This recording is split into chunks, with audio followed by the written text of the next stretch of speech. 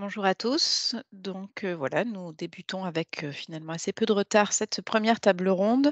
Donc initiative environnementale portuaire. Ces initiatives ont pris un bel essor dans les dernières années et elles sont aujourd'hui accompagnées par le déploiement de plusieurs dispositifs d'engagement, de reconnaissance et de valorisation des engagements spécifiquement dédiés aux zones portuaires ou des dispositifs avec des cibles un peu plus larges. Donc, cette première table ronde vous présente ce panorama des dispositifs ainsi qu'un témoignage particulier donc en mer d'Iroise. Donc, nous sommes accompagnés aujourd'hui par trois intervenants. Véronique Tourelle, déléguée générale de l'Union des ports de plaisance de PACA, pour un tour d'horizon donc des certifications et des labels environnementaux, cadre d'application et cahier des charges associés. Ensuite, Patrick Pouline, donc chargé de mission qualité de l'eau, parc naturel marin d'Iroise, nous présentera un bilan de la mise en œuvre du dispositif d'engagement port partenaire qui a été déployé dans le parc marin d'Iroise en collaboration avec l'Union des ports de plaisance de Bretagne et puis l'ensemble des ports signataires. Et puis Noé Deschanel, chargé de mission également à l'OFB, qui nous présentera l'un des dispositifs de l'établissement intitulé Entreprises engagées pour la nature.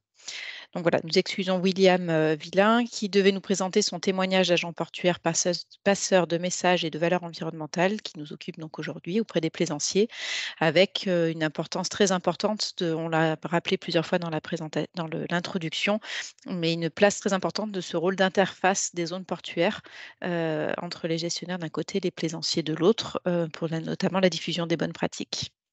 Donc voilà, n'hésitez pas à poser les questions dans le chat. On les regroupera par thématique si certaines se recoupent. On les posera à la fin de la table ronde, donc à la fin des trois présentations. Et puis, si on a un petit peu de temps, il pourra aussi y avoir un échange à l'oral.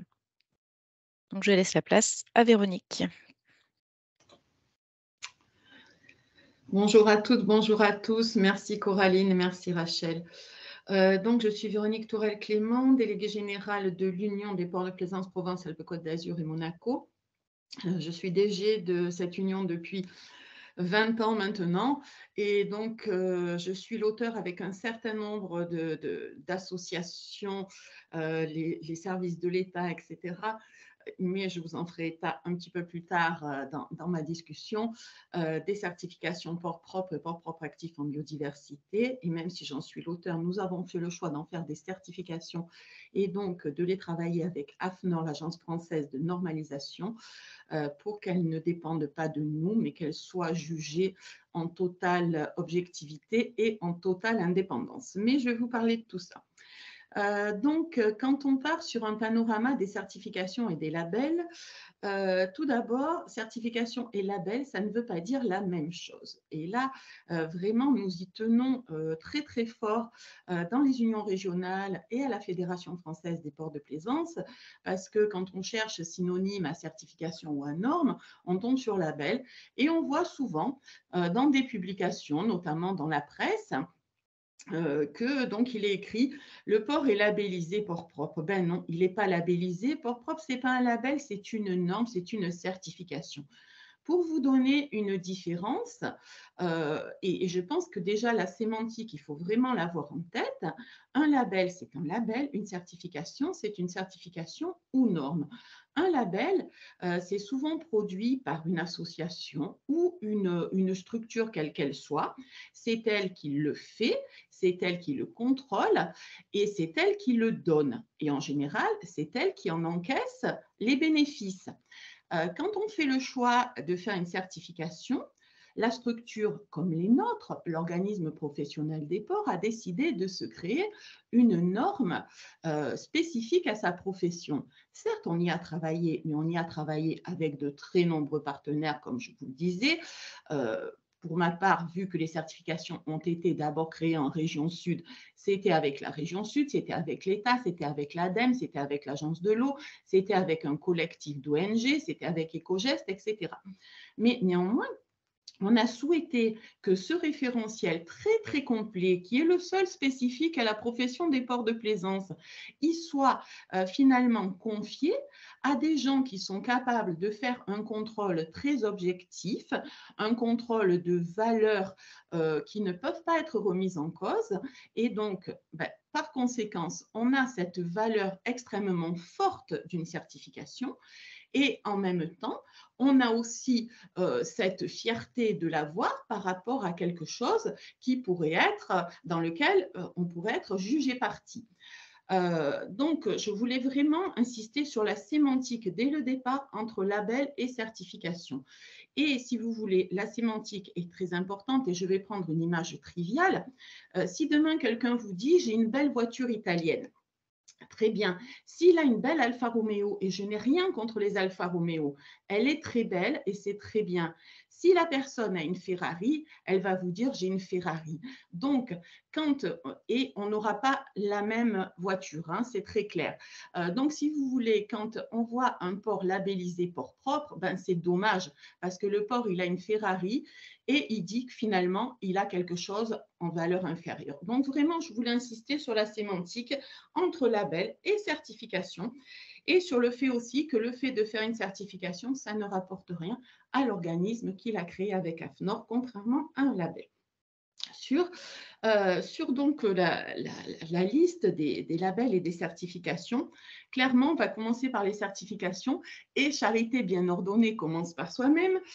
Donc, dans les certifications, on a Port Propre qui a été créé en 2008 et qui est une certification française et européenne. Et on a Port Propre actif en biodiversité qui est aussi une certification qui est donc sa suite optionnelle et complémentaire.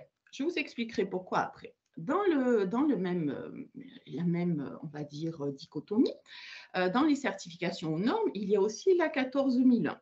Voilà, tout ça sont des certifications environnementales. Et je reviendrai aussi sur la 14001 qui n'est pas spécifique au port de plaisance.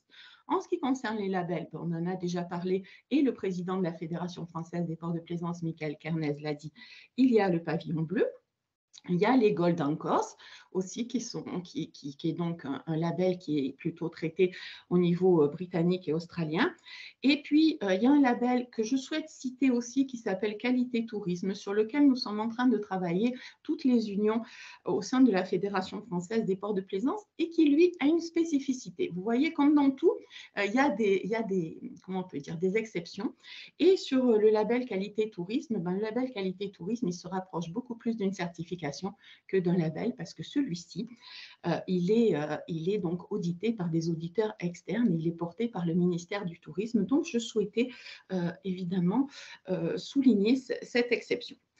Écoutez, voilà, je vous ai fait un peu le panorama. Donc, pour traiter tout de suite des labels, donc en premier lieu, on a Pavillon Bleu, qui est l'avantage de l'âge. Il est connu depuis plus d'une quarantaine d'années. C'est un label qui est essentiellement pour les plages. Bon, il y a eu quelques développements sur les ports. Comme je vous l'ai dit, ça reste un label, c'est-à-dire que la structure qui le porte est jugée partie. Voilà, il a des avantages, il a des inconvénients. J'allais dire, le premier inconvénient qui nous saute aux yeux, c'est bien l'histoire de la qualité de l'eau, parce que je crois qu'en tant que gestionnaire de port, il faut que nous soyons conscients de ce que nous faisons dans les ports de plaisance, mais aussi de quelle est notre responsabilité. Si la qualité de l'eau dans un port dépendait uniquement du gestionnaire de port, j'allais vous dire, on en serait très content.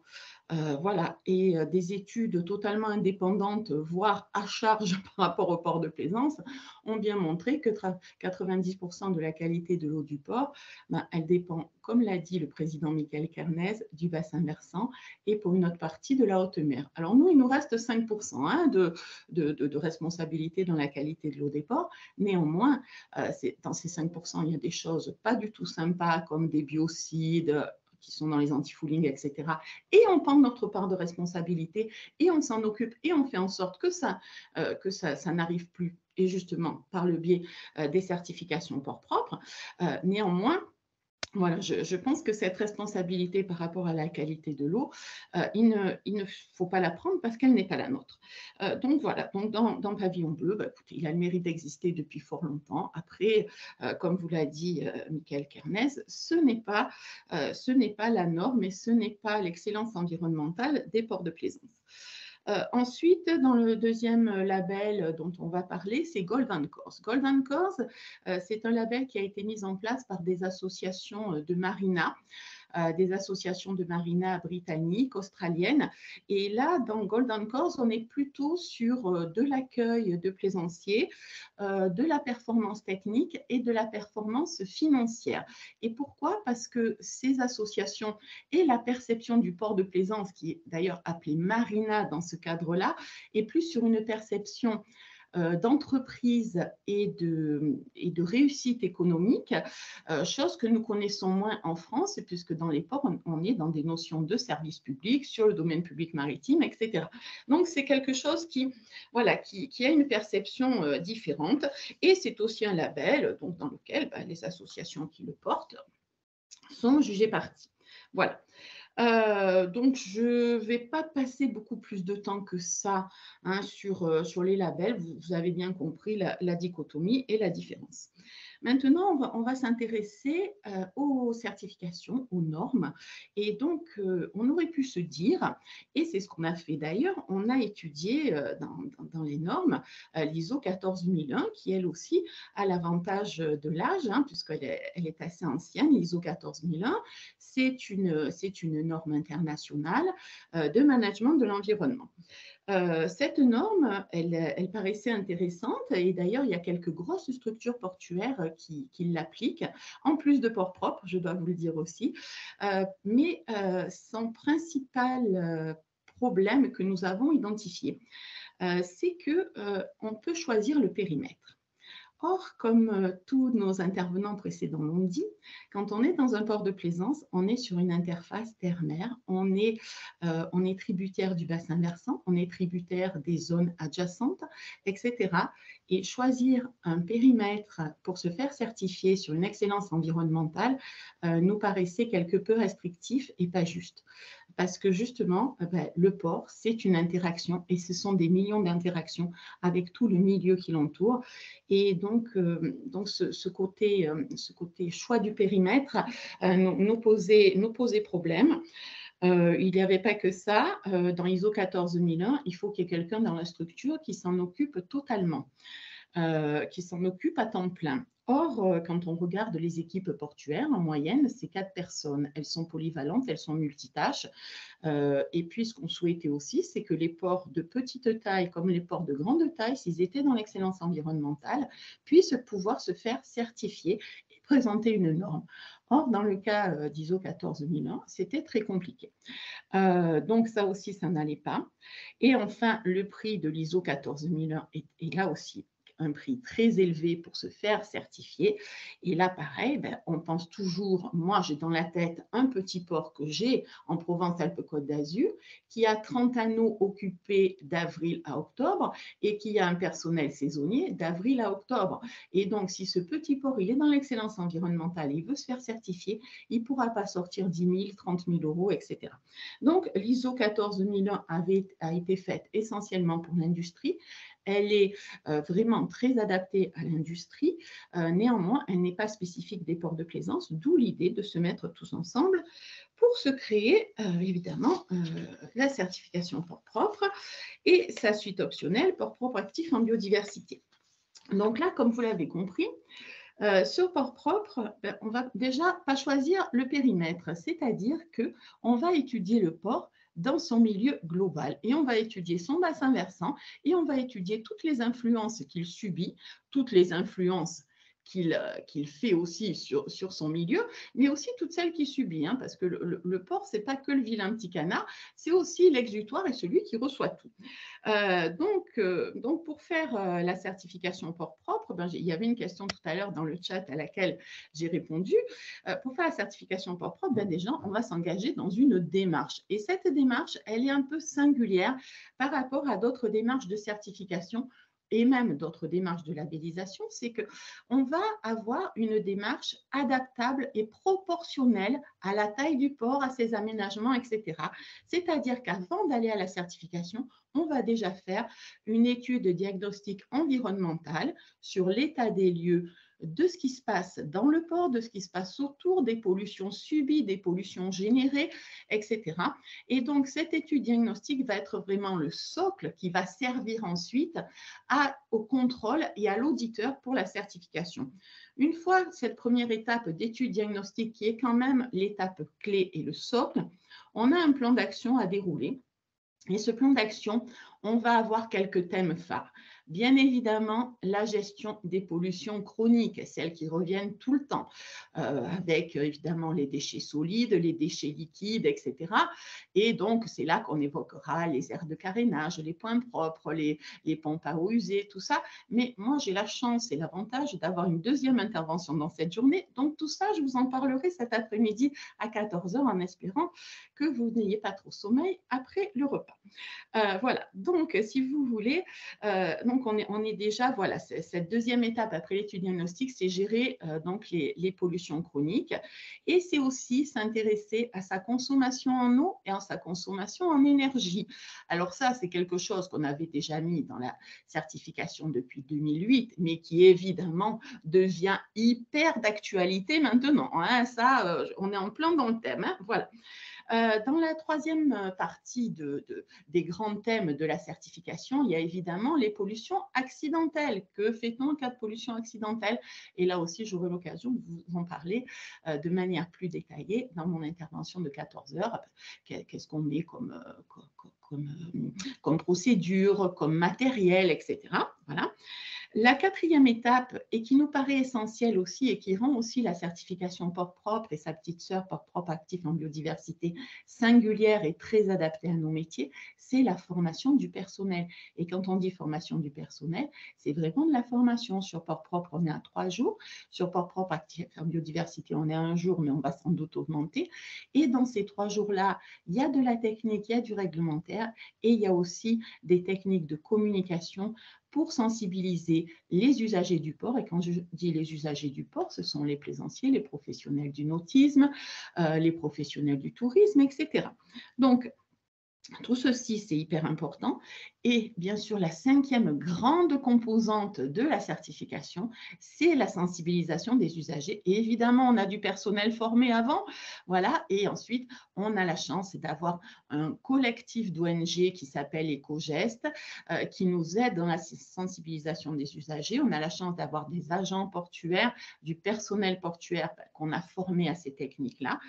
Donc voilà. Donc ces 5 grands thèmes font une certification à 17 critères, et cette certification à 17 critères, c'est port propre. On a un certain nombre de ports, et comme l'a dit le président Michael Kernez, on a une centaine de ports qui sont certifiés port propre actuellement. Et en fait, quand ces ports étaient certifiés port propre et qui maîtrisaient donc ce qui était donc de leur responsabilité, hein, je ne reviens pas sur l'histoire de la qualité de l'eau d'il y a 5 minutes, quand ils maîtrisaient ce qui était de leur responsabilité, on s'apercevait qu'en fait, il y avait beaucoup de biodiversité dans les ports. Et notamment, nous avons eu des rapports de scientifiques et aussi des interpellations, et je me souviens d'il y a une quinzaine d'années de la société Écocéan, avec laquelle on travaille toujours, qui nous disait et qui nous montrait la biodiversité qu'il y avait dans les ports. Et nous nous sommes dit que ce serait bien que, comme le port était déjà acteur de cette biodiversité et qu'il y avait une volonté des personnels portuaires de vraiment la mettre en avant, de créer la certification port propre actif en biodiversité. Et bien sûr, le port qui veut cette certification est forcément certifié port propre avant, hein. Sinon ça ne fonctionnera pas, et de toute façon il ne pourra pas l'obtenir.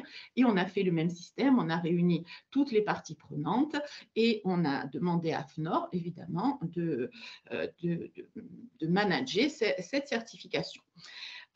Donc maintenant qu'on a ce socle-là spécifique au port de plaisance, on s'est dit aussi que ce serait bien, compte tenu de la clientèle internationale que nous avons, d'aller créer cette certification au niveau mondial. On faisait du benchmark et on était persuadé, on s'en était bien évidemment aperçu, que dans ces certifications, nous avions le plus haut niveau environnemental en matière mondiale. Et je le dis en toute humilité, hein, c'était simplement un constat technique. Pour avoir commencé depuis le mois de janvier avec le comité ISO, pour vous faire rapidement les choses, dans chaque pays du monde, il y a une agence de normalisation. Chez nous, elle s'appelle AFNOR, en Espagne, elle s'appelle AENOR, Agence espagnole de normalisation, etc. Et ils sont tous réunis dans un comité mondial qui s'appelle ISO. Et donc, nous, on a demandé à ce que nos certifications, au lieu d'être de reconnaissance française et européenne, elles soient de reconnaissance mondiale. Et là, donc, comme je vous dis, depuis le mois de janvier, pour avoir commencé donc, les réunions au niveau mondial, on vérifie bien que c'est le plus haut niveau environnemental qu'on puisse proposer au monde. Et on le vérifie d'autant mieux parce qu'on sent une réaction de repli de la part des autres pays qui nous disent que c'est de la folie, que c'est très très haut, que les ports n'y arriveront pas. Et on leur montre par A plus B que les ports y arrivent, puisque chez nous, les ports y arrivent. Et que ce soit des ports associatifs avec que des retraités et que des bénévoles, et que ce soit des ports où il y a 50 personnes à l'administration du port. Donc, vraiment, cette certification, elle correspond à tout le monde qui veut être dans l'excellence environnementale et qui, bien sûr, s'en donne la peine. C'est un gros travail. Ce n'est pas facile à avoir, hein, c'est très clair. Voilà, donc, mais si vous voulez, cette réaction mondiale, certes, elle est un petit peu ennuyeuse. Néanmoins, depuis, on a fait d'autres réunions et c'est en train de se détendre. Ils sont en train de comprendre qu'ils peuvent le faire. Et puis, en plus, à l'ISO, on crée une norme d'application volontaire. On n'est pas en train de créer une réglementation mondiale non plus. Voilà, mais pour vous dire qu'on a bien vérifié que c'était le plus haut niveau. Donc, quelque part, on peut tous ensemble en être fiers, hein, parce qu'on est tous les acteurs. Ce n'est pas le gestionnaire de port, c'est le gestionnaire de port avec l'ensemble des usagers du port, avec l'ensemble des services de l'État, avec l'ensemble des institutions, etc. On peut tous en être fiers. Et donc, écoutez, moi, je vous donne rendez-vous pour espérer vous annoncer la naissance de l'ISO port propre, je pense au printemps ou à l'été 2024. Hein, donc, il nous reste une petite année et je vous assure que pour créer une norme à l'international, c'est très, très court, mais c'est le timing que j'ai souhaité. Voilà. Et donc, j'espère vous annoncer cette naissance. Et pour répondre à une question que j'avais aussi dans le chat, oui, dans l'ISO port propre, on va regrouper l'ensemble des deux normes, c'est-à-dire la port propre actif en biodiversité. Mais cet ensemble des deux normes, ce sera les mêmes conditions. Il faut que le port fasse port propre et s'il est certifié port propre, il peut aller à port propre actif en biodiversité. Donc, on aura une norme avec un référentiel principal et un référentiel suite optionnel, ou alors si le port le souhaite et c'est arrivé, et je salue là le port d'Ajaccio qui l'a fait, il fait en même temps port propre et port propre actif en biodiversité, c'est-à-dire qui se fait auditer sur les deux référentiels complémentaires. Voilà, j'espère ne pas avoir été trop longue. Je suis passionnée par le sujet et si vous avez des questions, vous les posez dans le chat. On verra ça à la fin de l'intervention. Merci de votre attention et à tout à l'heure. Merci beaucoup et c'est vrai que c'est vraiment très inspirant de voir que cette excellence à la française pourra petit à petit s'exporter au niveau international. C'est vraiment très inspirant.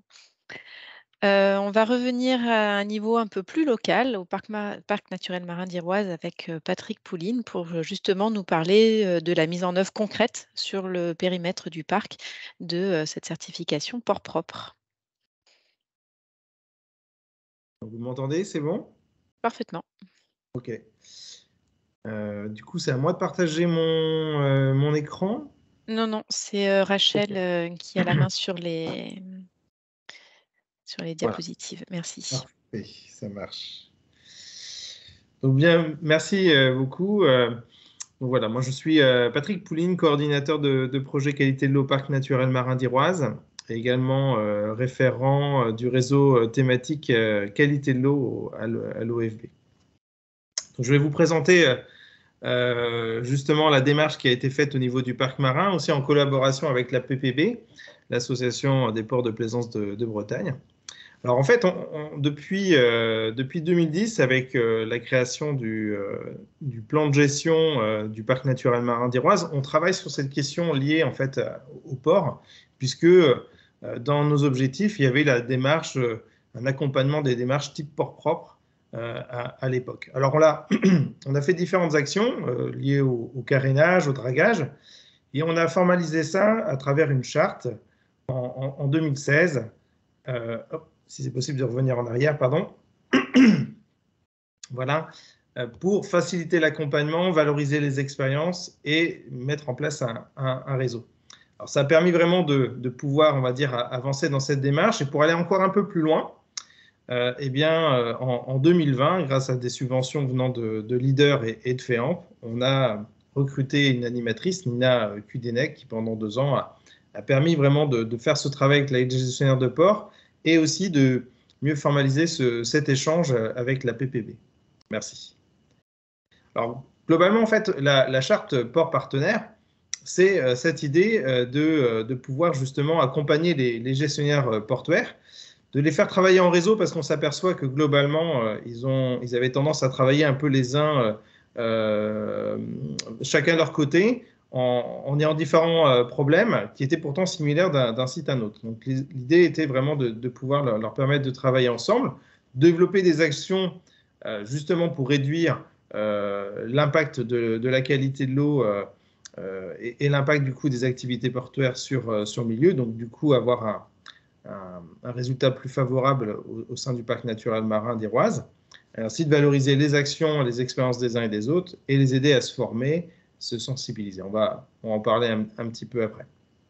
Du coup, dans cette démarche, et on va voir avec la diapo suivante, comment est-ce que du coup on a pu permettre de mettre ça en place. Alors tout d'abord, au sein du parc marin d'Iroise, on a 11 ports de plaisance, zone de mouillage aussi, et ces 11 plus gros sites, en fait, ont tous signé cette charte port partenaire maintenant, donc sont engagés dans cette démarche. Alors, concernant le carénage, qui est une action aussi qui est très attendue par rapport à l'enjeu de la certification port propre, bien là, le parc marin a aidé en subventionnant soit des nouveaux aires de carénage, soit les aidant à améliorer leur aire de carénage qui était existant. Ce qui fait que, comme le montre la diapo, sur 4 sites différents, dont Plougonvelin, qui est une zone de mouillage, eh bien, le parc marin a permis de financer, on va dire, des améliorations. Hein. Ça a été jusqu'à hauteur de, depuis 2010, 98 000 € qui ont été engagés dans cette démarche. Maintenant, on ne s'arrête pas qu'à l'aspect équipement, comme le montre la diapo suivante. On va aller aussi vraiment dans l'idée d'avoir une démarche complète sur cet enjeu. Ce qui fait que on va non seulement avoir cet équipement, mais on va voir aussi est-ce qu'ils sont réellement efficaces. Donc, on va faire des contrôles pour vérifier justement l'efficacité de ces aires de carénage. Et quand ce n'est pas le cas, eh bien, d'intervenir avec le gestionnaire pour justement apporter les améliorations nécessaires. En général, hein, comme le montre la diapo, en fait, le défaut le plus souvent cité, si on peut revenir, voilà, pardon, c'est eh bien, en fait, le défaut d'entretien et la maintenance des filtres à charbon actif qui est le plus souvent, malheureusement, problématique. Donc, à partir du moment où on a financé, on va dire, l'équipement, eh bien, on va aller un petit peu plus loin dans la démarche avec le gestionnaire pour vraiment permettre que ça améliore vraiment le système. On ne s'intéresse pas seulement aux gestionnaires, on va aussi du coup intervenir auprès des plaisanciers parce qu'on s'aperçoit que malheureusement, en faisant ces suivis-là, on retrouve des peintures interdites encore en grande quantité, TBT, l'Irgarol, le diuron. C'est pour ça que du coup, il y a des contrôles qui ont été faits, entre autres avec la DDTM hein, sur le Finistère, et des démarches encore similaires qui sont en attente, parce que l'idée vraiment, c'est que ces produits qui ont un impact pour le milieu marin, mais aussi pour la santé humaine, puissent réellement s'arrêter dans ces secteurs. Et puis, il va y avoir toute une démarche de sensibilisation qui va être menée auprès des gestionnaires pour justement la maintenance des équipements, mais auprès des plaisanciers, comme le montre sur cette diapo la petite plaquette qui a été faite à droite, là, plan d'eau de Plougonvelin. On va pouvoir rappeler en fait les bons gestes concernant cette activité. Merci. Autre aspect, c'est les déchets. Là aussi, c'est quelque chose qui est important par rapport à la certification port propre. Et là, le parc marin a contribué à financer, on va dire, d'avoir le fait des bacs sélectifs dans différents ports. Alors, il y a cette démarche-là. Et à côté de ça, on va aussi aller dans l'innovation, l'expérimentation. parce que l'idée, c'est d'aller plus loin quand on peut, en tout cas dans notre secteur.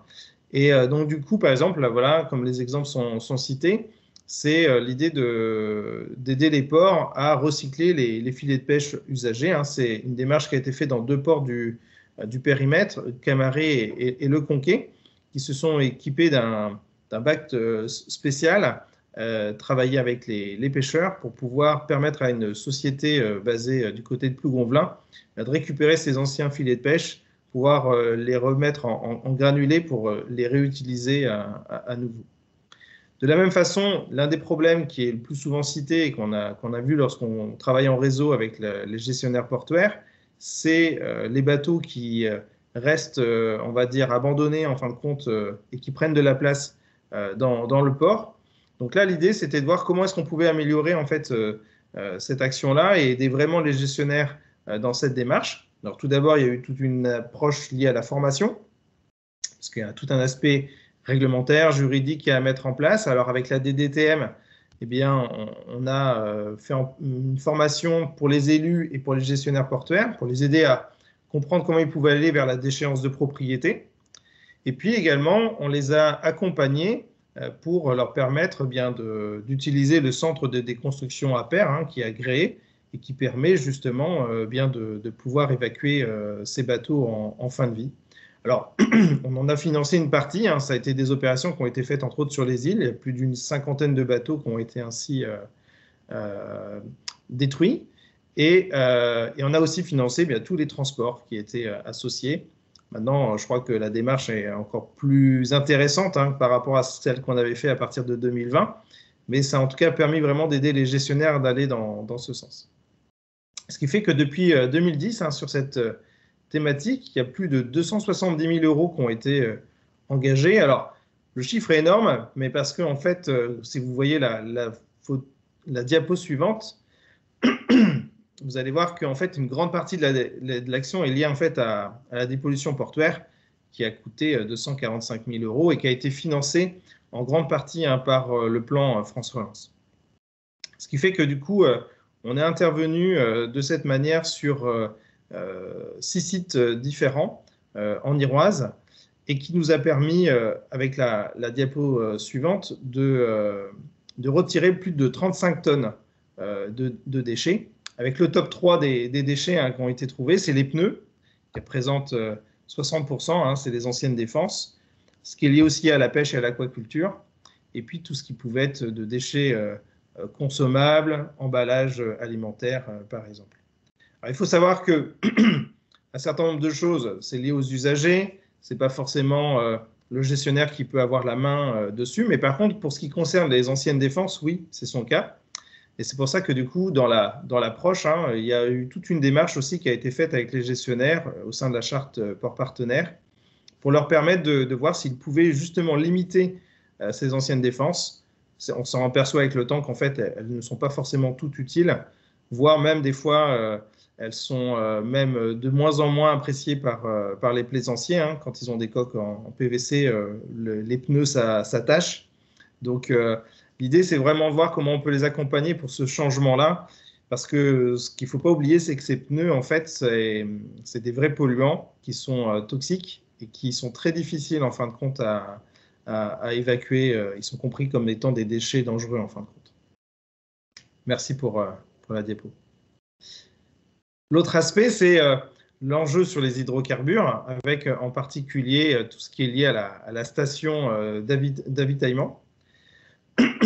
Alors, là, on intervient avec le CEDRE. On a un partenariat qu'on a mis en place avec le CEDRE, qui est un centre de lutte anti-pollution, qui est basé à Brest. On fait de la formation auprès des agents portuaires. Donc, il y a plus de 50 agents qui ont été formés depuis 2016 grâce à cette approche-là, où c'est une approche qui est faite au centre, mais qui va être faite également avec des exercices de lutte anti-pollution dans le domaine portuaire, ce qui a été fait à Camaret avec l'ensemble des gestionnaires portuaires de la zone du parc marin d'Iroise en septembre 2022.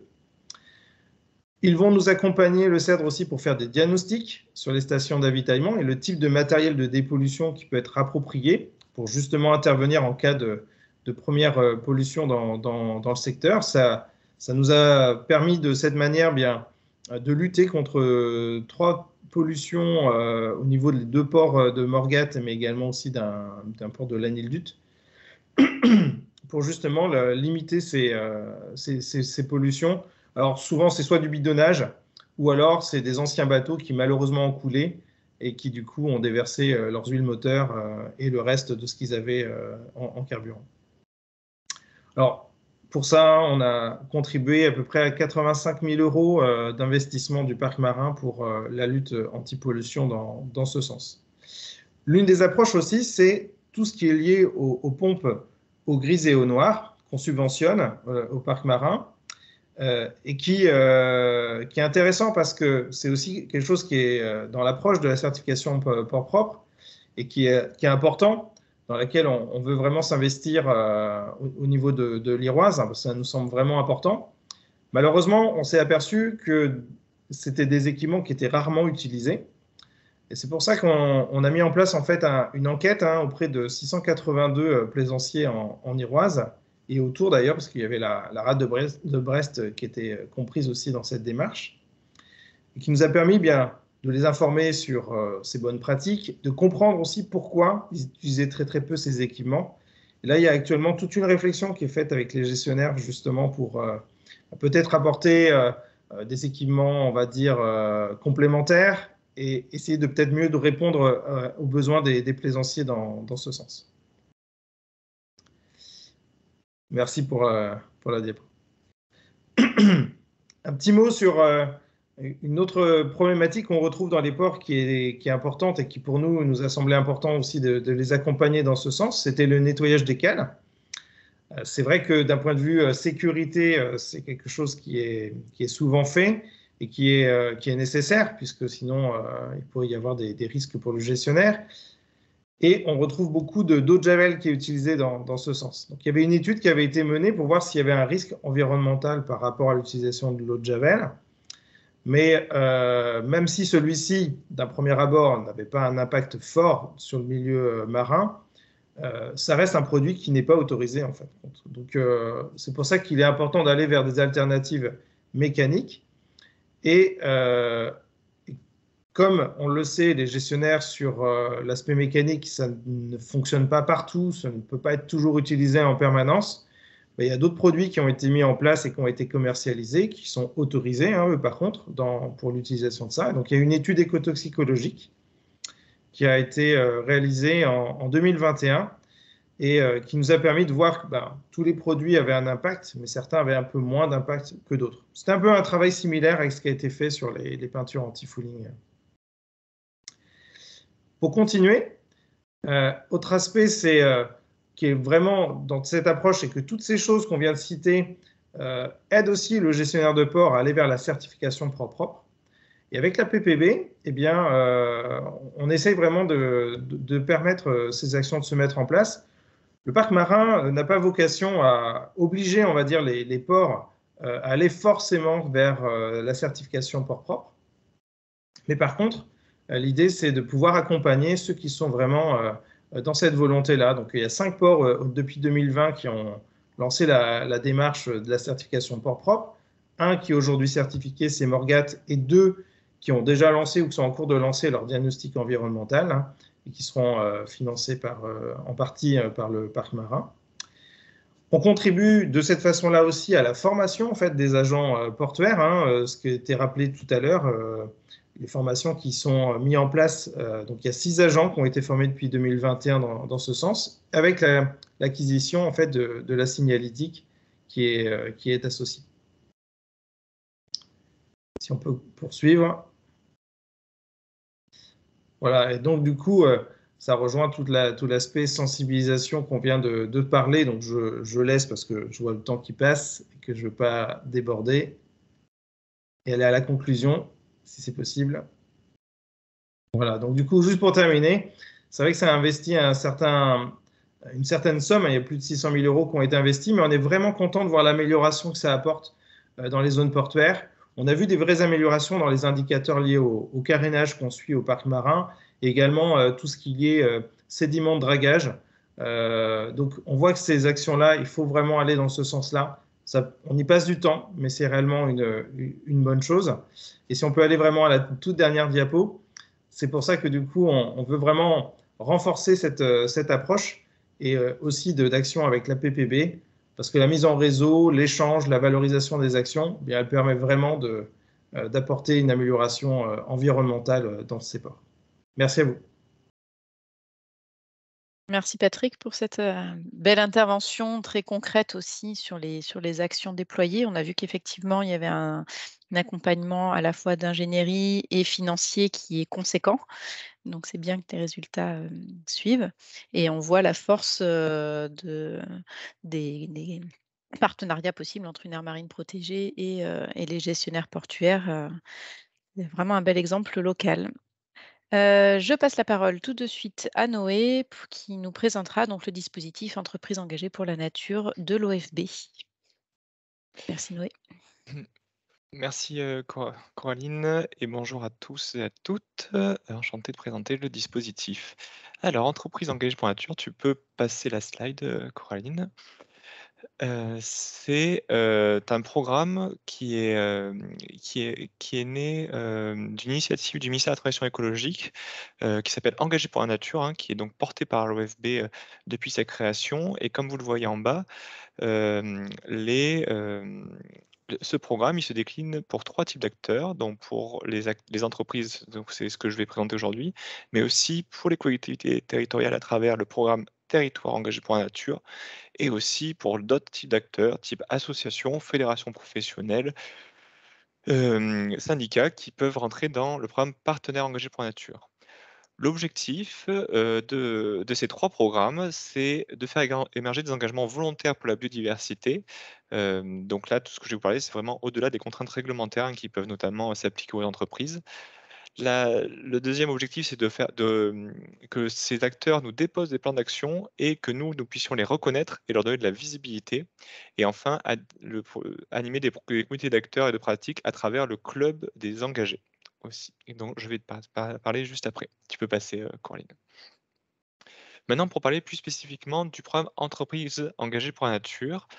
Donc, le programme Entreprises engagées pour la nature, ça s'adresse à des entreprises de toute taille, de tout secteur, débutantes ou initiées. Je précise aussi que c'est un programme qui est gratuit d'accès. Hem et on n'est pas du tout dans le cadre d'un label, hein. Alors, Véronique Toile parlait de la différence entre un label et certification tout à l'heure. Alors moi, je vais faire la distinction entre label et programme. Donc nous, on n'est pas du tout sur une volonté de labelliser des produits commerciaux, c'est même interdit dans le cadre du programme. On est vraiment plutôt sur un objectif de faire évoluer l'entreprise et qu'elle rentre dans un cercle d'amélioration continue. Et c'est pour ça qu'on n'a pas que des entreprises qui sont exemplaires dans le programme, on en a quelques-unes quand même, mais on a aussi des entreprises qui n'ont pas forcément entendu parler de biodiversité avant de venir, mais ont plutôt une démarche RSE, par exemple, qui est plutôt globale, centrée sur le climat, souvent. Et on essaye d'apporter une petite touche biodiversité à ces engagements. Donc, pourquoi les entreprises, est-ce qu'elles viennent? Elles viennent tout d'abord pour structurer une démarche biodiversité et avoir du coup des retours de l'OFB sur leur démarche. Elles viennent aussi, du coup, pour avoir un accès à un certain nombre d'outils. Alors, ce qu'on leur fournit, nous, au niveau national, mais qui peuvent aussi avoir des outils, plus locaux. Donc, là, je pense notamment au guide pour l'action, hein, que nous, on a formalisé, côté OFB, qui permet d'accompagner que l'entreprise soit, accompagnée, de A à Z, hein, de la formalisation de son plan d'action à son dépôt. Deuxième chose, hein, c'est aussi un petit peu la carotte, c'est qu'on leur donne de la visibilité dans le programme. Donc l'entreprise n'a pas utiliser le tampon que vous voyez en haut à droite et on les valorise aussi lors d'événements régionaux ou nationaux où on valorise les bonnes pratiques qui ont été, mises en avant dans les plans d'action d'entreprise. Et enfin, le troisième point que je trouve particulièrement intéressant, c'est qu'on leur donne aussi la possibilité, d'accès au club des entreprises engagées pour la nature. Donc ça, c'est une communauté d'acteurs et de pratiques qui se réunit, alors on essaie au moins une fois par mois, plutôt en visio, autour d'échanges qui peuvent être très divers. Donc là, on a eu des webinaires sur l'artificialisation, pardon, sur la sensibilisation des salariés, sur la pollution lumineuse aussi. L'objectif, c'est vraiment de faire monter en compétence les entreprises sur différents sujets qui peuvent les concerner et aussi d'avoir une dynamique un peu multi-acteurs, puisqu'on essaie qu'il y ait des croisements avec les 2 autres programmes, donc territoire et partenaires engagés pour la nature. Puisqu'on sait que l'objectif aussi, c'est de faire bouger non pas une entreprise individuellement, mais aussi tout un écosystème, notamment au niveau territorial. Et Et ça marche puisqu'on arrive à avoir voilà, des échanges entre communes notamment et entreprises qui sont plutôt, on trouve, bien enfin, qui fonctionnent. Par contre, voilà, je mentionnais que le programme était gratuit. La contrepartie, c'est que nous, on fait pas d'accompagnement individuel au sein de l'OFB. On va plutôt être là, je peux te laisser passer à la diapositive, Coraline, au moment, vraiment des dépôts des plans d'action et de la reconnaissance. Alors vous voyez, voilà, comment est-ce que ça marche, le programme Entreprise engagée pour la nature? Donc 3 étapes, principales. Une étape d'adhésion avec la signature au plus haut niveau d'une charte qui s'appelle 10 principes communs Act for Nature, on va en fait engager la direction de l'entreprise à intégrer la biodiversité dans son cœur de métier et surtout à nous déposer sous un an un plan d'action volontaire pour la biodiversité. Je précise le mot volontaire puisque on est vraiment au-delà de la réglementation, hein, toujours dans ces plans d'action. Une fois que l'entreprise a formalisé son plan d'action et nous l'a déposé, donc nous, on va regarder et faire une analyse de recevabilité au sein de l'OFB pour notamment regarder est-ce que le plan d'action concerne bien l'activité de l'entreprise et est-ce que toutes les actions sont ce qu'on appelle smart, c'est-à-dire qu'il y a des indicateurs de suivi derrière voilà, pour être sûr qu'on ne soit pas juste sur des déclarations d'intention sans moyens mis derrière et que de son côté aussi l'entreprise ait quelque chose qui tienne la route à mettre en œuvre sur les prochaines années. À partir de ce moment-là, l'entreprise, elle est engagée pour la nature et du coup, c'est à partir de là qu'elle peut vraiment communiquer sur son engagement et elle commence bien sûr à mettre en œuvre son plan d'action. On la laisse relativement tranquille, l'entreprise, elle continue à avoir accès, hein, au club des entreprises engagées pour la nature, à avoir des échanges, mais elle peut mettre en œuvre son plan d'action pendant 2 ans tranquillement et nous, on va venir la voir 2 ans plus tard pour faire un premier bilan. Ce bilan, donc c'est l'étape de la reconnaissance. Ça va permettre que l'entreprise se situe en termes d'ambition, mais aussi en termes de mise en œuvre par rapport à d'autres entreprises du même secteur, de même taille et se voit attribuer un niveau de reconnaissance donc de 1 à 3 étoiles. Une étoile étant en progression et 3 étoiles étant exemplaire. Puisque l'objectif, c'est bien que l'entreprise. Attends une seconde, puisque l'entreprise, c'est bien que l'entreprise rentre dans une boucle vertueuse. Et c'est pour ça qu'il y a une quatrième étape hein, qui est optionnelle pour le coup, mais qu'on encourage fortement les entreprises, c'est de déposer des nouveaux engagements plus ambitieux, bien sûr, pour rentrer dans une logique d'amélioration continue. Et tu peux passer, Coraline. Maintenant, qu'est-ce qu'on demande concrètement à l'entreprise hein, de nous mettre dans son plan d'action? Alors tout d'abord, on lui demande bien sûr de se décrire. Hein. Quel est son secteur, quelle est sa taille, quel périmètre elle engage aussi dans le programme Entreprise engagée pour la nature. Tout ça, nous, pour qu'on puisse faire correspondre nos attentes, puisqu'on ne va pas avoir les mêmes attentes pour une petite PME que pour un groupe de plusieurs centaines de personnes, bien sûr. On va également demander à ce que l'entreprise fasse un véritable état des lieux, à la fois de ses pratiques déjà existantes, mais aussi de ses impacts, de ses dépendances, bien sûr, et des activités positives qu'elle peut avoir sur la biodiversité. Tout ça va permettre à l'entreprise de définir des enjeux prioritaires, de se dire, ben, moi, mon impact il est plutôt sur l'artificialisation, ou alors il est plutôt sur les pollutions que mon activité peut avoir sur les milieux naturels. Et du coup, d'avoir un plan d'action qui, derrière, soit cohérent avec les impacts de l'entreprise. C'est la deuxième partie du plan d'action, la plus importante bien sûr, où on va avoir d'une part un peu le cadre général du plan d'action, c'est-à-dire comment est-ce qu'il va être porté, avec quelle partie prenante, quelle durée également du plan d'action et particulièrement les actions volontaires, donc SMART, comme je disais tout à l'heure, qui vont se découper en 2 parties, des actions volontaires cœur de métier, qui agissent vraiment sur l'impact des activités d'entreprise en amont, en aval et sur les sites d'entreprise. On est vraiment un aspect chaîne de valeur, pas uniquement sur une gestion des sites d'entreprise comme on peut le voir des fois. Et à côté de ça, des actions complémentaires qui contribuent à la préservation de la biodiversité, mais qui ne sont pas liées aux activités d'entreprise. Ça va être des actions, par exemple, de mécénat, de partenariat avec des écoles, des territoires. Des actions qui sont très intéressantes pour faire monter à la fois la culture de biodiversité dans l'entreprise et faire le lien avec ces parties prenantes, mais qui, par contre, ne vont pas faire baisser les impacts de l'entreprise. Voilà, tu peux passer, Coraline. Puisqu'on est plutôt sur le domaine maritime aujourd'hui, je voulais quand même faire le lien sur un travail qui est en train d'être mené avec les parcs naturels marins, hem, qui est, qui, comme vous le savez, ça a été un peu décrit avant, ont plusieurs chartes de bonnes pratiques, donc à destination des ports de plaisance et mixtes, hein, c'est ce que Patrick Pouline a parlé juste avant, mais aussi sur d'autres acteurs, donc les activités de découverte du milieu marin, donc touristiques la plupart du temps, et la pêche professionnelle. Nous, on sait que voilà, ces acteurs, ils sont très occupés, hein, je pense notamment aux pêcheurs, et qu'on on va pas leur demander de remplir un formulaire en ligne. Mais par contre, on sait qu'il y a cette dynamique d'engagement dans les parcs naturels marins.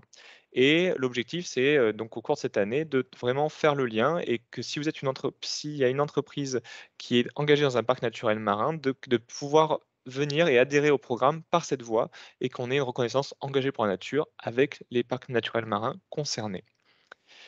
Voilà, et pour terminer, quelques chiffres quand même. On est actuellement à 200 entreprises adhérentes, hein, à l'échelle de la France. Ça, c'est réparti voilà, plus dans toutes les régions françaises. Et dans ces entreprises, 108 entreprises ont d'ores et déjà déposé un plan d'action et certaines vont commencer à être reconnues dans les prochains mois. Donc vous le voyez à l'écran, hein, vous reconnaissez des logos, ça c'est des grands groupes, mais il faut savoir qu'on est à plus de 50% d'entreprises qui sont des TPE, PME dans le programme. Donc c'est vraiment accessible à tout le monde. Et je le répète, les exigences qu'on demande sont bien sûr adaptées à, au périmètre et à la taille de l'entreprise. Et tu peux passer sur la dernière slide, Corinne. Voilà, pour conclure, hein, donc les informations elles sont accessibles sur notre site internet, donc engagé-pour-la-nature.ob.fr/entreprise. Vous avez les mêmes pour le territoire et partenaires, hein, selon votre typologie d'acteur. Donc, ben, voilà, on peut vous inciter à vous renseigner sur le programme et à rejoindre. Et merci. Merci beaucoup, Noé, pour cette dernière intervention. Donc, on a vu des outils très complémentaires. On a vraiment un beau panorama de l'ensemble de ces outils d'accompagnement vers une transition écologique des zones portuaires ou avec des outils plus larges. Je regarde un petit peu les questions donc, dans le chat en même temps. Il y a des questions très pratiques sur la disponibilité, par exemple, de l'étude écotoxicologie sur les produits de nettoyage des cales, par exemple, évoqués par Patrick. Voilà, si ce type d'études sont disponibles, on peut les récupérer, nous, avec le programme Éconaviguer, et puis les mettre à disposition. Sur les enquêtes aussi qui ont pu être faites. Pas mal de questions sur les pompes, en fait, sur les eaux grises, sur la gestion des eaux grises, des eaux noires, et avec plusieurs témoignages dans le chat sur la réticence des usagers à faire pomper les eaux des toilettes ou des problèmes de bateaux mal conçus ou mal conçus pour ce type d'usage, de pompage. Sur les utilisations des aires de carénage, etc. Et des questions qui tournent sur comment améliorer cette gestion des eaux grises et des eaux noires. Le constat a été partagé sur plusieurs façades, en tout cas dans le chat. Donc, si quelqu'un souhaite intervenir sur cette question-là spécifique des gestions des eaux grises et des eaux noires et la difficulté de faire changer les pratiques des plaisanciers. Oui, moi je veux bien intervenir parce que c'est un sujet effectivement que nous connaissons très très bien hein, en tant que gestionnaire de port et que nous partageons avec l'ensemble des façades maritimes, voire avec les ports en eau intérieure, parce que là on parle beaucoup de maritime. Il ne faut pas oublier que toutes nos actions concernent aussi les ports en eau intérieure. Donc, par rapport à cette histoire de pompage des eaux grises et des eaux noires, il faut déjà replacer ceci dans le contexte. Avant 2008, les bateaux qui étaient fabriqués n'avaient pas d'obligation d'avoir des cuves à eau grise et à eau noire. Et donc, dans les ports, nous avons une grande partie de bateaux qui datent d'avant 2008. Depuis 2008, il y a une loi qui dit que les bateaux doivent avoir, les nouveaux bateaux, donc doivent avoir des cuves à eau grise et à eau noire. Par contre, il y a un alinéa qui est parfois regrettable si les bateaux font escale dans les ports. Et cet alinéa, il est problématique parce que quand on va acheter un bateau, on se retrouve parfois avec un bateau qui nous est proposé avec la cuve à eau noire et à eau grise en option. Donc, acte, bon, voilà, c'est les faits, c'est la situation. Maintenant, pour avoir longuement travaillé sur le sujet, Il se trouve aussi que ces réservoirs eau grise à eau noire, j'ai un port sur la Côte d'Azur qui veut absolument correspondre à tous les orifices d'entrée de ces cuves. Eh ben, il se retrouve avec 33 embouts quand même, hein, parce qu'il ne faut pas oublier que les bateaux, c'est une mondialisation de la construction et il n'y a pas donc de standardisation. Donc, il faut quand même avoir 33 embouts pour arriver à faire le pompage de toutes les cuves. Ce n'est pas donné à tout le monde et ce n'est pas facile. Enfin, le pompage avec une pompe mobile, qui n'est pas une pompe sous vide, je reconnais que les agents portuaires ont parfois du mal à le proposer parce qu'il y a souvent des fuites, voire des éclaboussures, et c'est clairement très, très désagréable. Donc, nous, on est en train de voir au niveau des ports, en tout cas de la région sud et de Monaco, que ça se dirige plus vers un pompage par une barge mobile avec du personnel d'une entreprise prestataire qui va faire ce pompage et qui va avoir la ribambelle d'embouts pour rentrer dans les cuves à eau grise et à eau noire.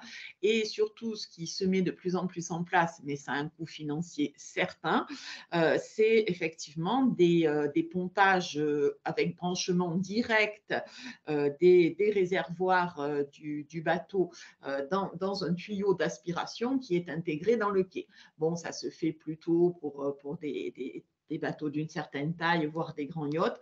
Mais voilà, entre la barge mobile avec du personnel dédié, souvent d'un prestataire extérieur, et donc ces installations d'aspiration intégrées, on a un taux de récupération des eaux grises et des eaux noires qui a tendance à bien augmenter. Et ensuite, aussi avec des pompes sous vide fixes, ça marche aussi un peu mieux. Après, c'est toute une question d'éducation du plaisancier aussi, bien évidemment. Mais bon, c'est encore quelque chose sur lequel je pense il faut revoir aussi la sensibilisation parce qu'on a parlé depuis le début et même dans les introductions de la sensibilisation du plaisancier, etc. Attention, trop de sensibilisation tue la sensibilisation. Certes, il faut en faire, mais la faire de bonne manière. Et je pense que plus tard dans les interventions, on a notamment des intervenants, il me semble, Frédéric Villers de l'OFB, sur des techniques de sensibilisation qui nous paraissent innovantes et peut-être plus prometteuses que la répétition sans arrêt sur ces affaires-là. Voilà. Merci beaucoup. Je vois qu'il y a une main levée aussi de l'UPPM. Oui, bonjour, Alain Angibaud, président de l'UPPM. Que voilà un sujet extraordinaire et motivant. Les cuves au noir, c'est un petit peu le serpent de mer à chaque réunion. Je veux dire que je dois être un des seuls à avoir mené une étude sur la presque quasi-totalité des ports de l'Atlantique Sud en essayant de vidanger mon bateau qui est équipé d'une cuve au noir. Alors, comme l'a dit Madame Touré, le nombre d'embouts est effectivement un petit problème, mais ce n'est pas le seul sujet. En fait, si on n'aborde pas cette problématique de façon vraiment globale, de l'équipement du bateau jusqu'à l'évacuation de la cuve au noir, on n'avancera pas beaucoup sur le sujet. À l'heure actuelle, en première monte, les bateaux sont, je dirais, assez mal équipés, à tel point d'ailleurs que la plupart des loueurs de bateaux demandent à leurs locataires de ne pas utiliser les cuves à eau noire parce que ça transforme le bateau en un réceptacle d'odeur assez désagréable et assez difficile à louer après.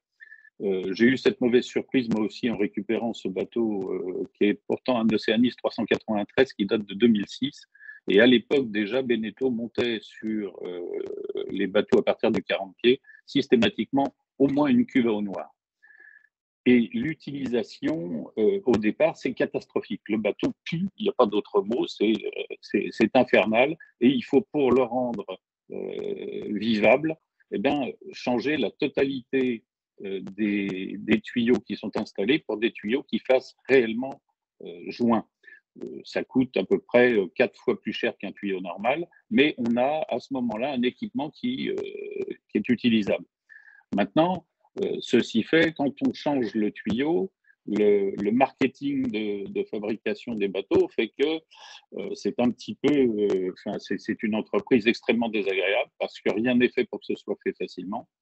Donc, il faut déjà qu'au niveau de la construction des bateaux, on ait des équipements simples, fonctionnels, et vraiment au-dessus de tout soupçon en matière de fonctionnement. Et à ce moment-là, les plaisanciers commenceront à les utiliser, sinon avec bonheur, du moins avec beaucoup moins de désagréments qu'auparavant.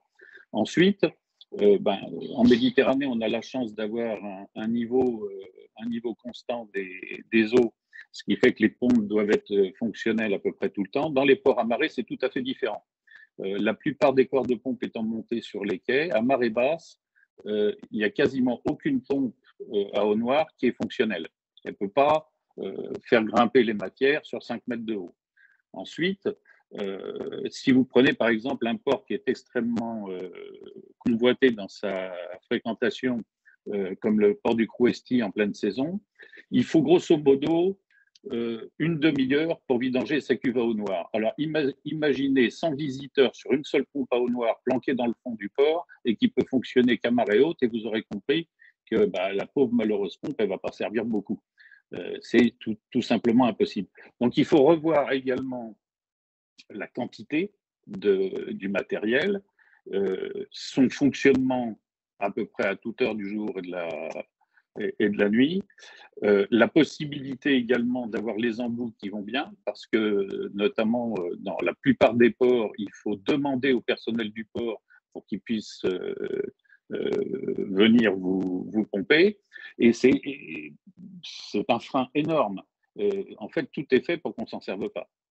Voilà. Je suis désolé, le constat n'est pas très positif, mais j'ai fait l'effort pendant 2 saisons à peu près de systématiquement chercher à utiliser la pompe à eau noire. Mon équipage était moyennement heureux parce que ce n'est pas une chasse très amusante, mais ça valait le coup parce que ça permet de mettre le doigt sur beaucoup de choses qu'il faut modifier. Mais si vous voulez que ça fonctionne bien, faites-le en collaboration avec les plaisanciers, demandez-leur leur avis, plutôt que de faire ça dans un coin tout seul. La technocratie n'est pas toujours productrice de progrès dans ce domaine. Voilà, merci. Merci beaucoup. Donc, on a eu une discussion finalement très technique dans cette table ronde, voilà, plutôt sur les initiatives environnementales. Ça pourrait peut-être faire l'objet dans le programme Éco-Naviguer d'une prochaine intervention, d'un webinaire. On pourra peut-être consacrer un petit peu de temps sur ce sujet qui a l'air assez important.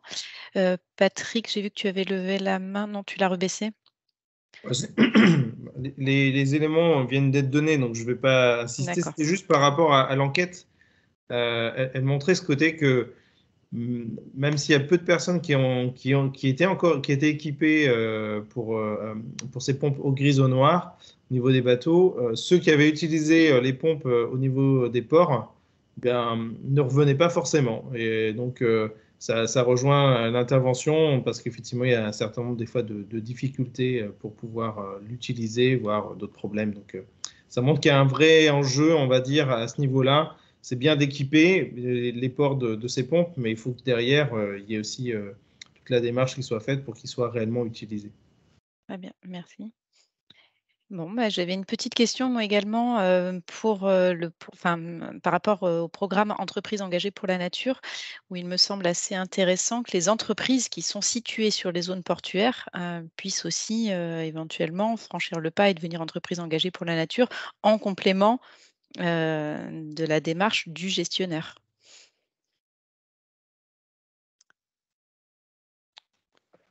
Oui, tout à fait. Alors, je pense que c'était à moi, du coup, que tu adresses la question. Oui, ou aux représentants des différentes unions, enfin, peu importe. Merci. Mais tu peux, oui, Noé, tout à fait intervenir. Juste pour dire qu'en effet, hein, pour entrer dans l'entreprise engagée pour la nature, il n'y a vraiment pas de secteurs qui sont exclus. Au contraire, l'objectif, c'est vraiment d'avoir une dynamique vraiment qui soit transverse et si possible, une dynamique qui soit aussi en lien avec ce qui se passe dans les territoires. Donc, c'est ce qu'on voit d'ailleurs, hein, on a toujours des engagements un petit peu par grappe, avec notamment des PME-TPE dans les territoires. Il y en a une qui commence à adhérer, et en fait, il y a un effet d'entraînement où les autres qui sont à côté adhèrent aussi. Et c'est vraiment ce qu'on essaie de créer, hein, ça doit vraiment une réflexion à l'échelle territoriale avec justement plusieurs acteurs, plusieurs types d'entreprises qui s'engagent vers vers de mêmes engagements pour la biodiversité. Pour compléter ce que dit Noé, dans la certification port propre et dans la certification port propre actif en biodiversité, il y a aussi une intégration et une demande à ce que le gestionnaire de port aille voir l'ensemble des entreprises qui sont sur le périmètre pour lui demander de s'engager aussi avec lui.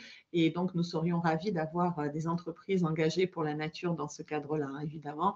Et je trouve que la complémentarité est très forte et très intéressante. D'autant que nous, on l'a pensé aussi. Alors, on ne l'avait pas pensé de cette manière-là, mais évidemment, on souhaite, et c'est une exigence du référentiel, que les entreprises implantées sur les ports de plaisance soient vertueuses en matière d'environnement et bien sûr, si elles le sont en matière de biodiversité, ça ne peut être qu'un plus pour rajouter à l'engagement du port et de l'ensemble de ses acteurs dans la certification port propre actif en biodiversité. Donc, une belle complémentarité et je pense qu'on va faire la promotion d'entreprises engagées pour la nature. Ça nous paraît essentiel. Voilà. Merci. Je pense que je prendrai la dernière question peut-être. Ah, pardon. Oui, vas-y, c'était pour la dernière question du chat. C'est ça. Donc la dernière question étant, à l'échéance de 2029 de la deuxième stratégie nationale mer et littoral, y a-t-il des objectifs fixés ou souhaités en termes de nombre de ports certifiés ports propres?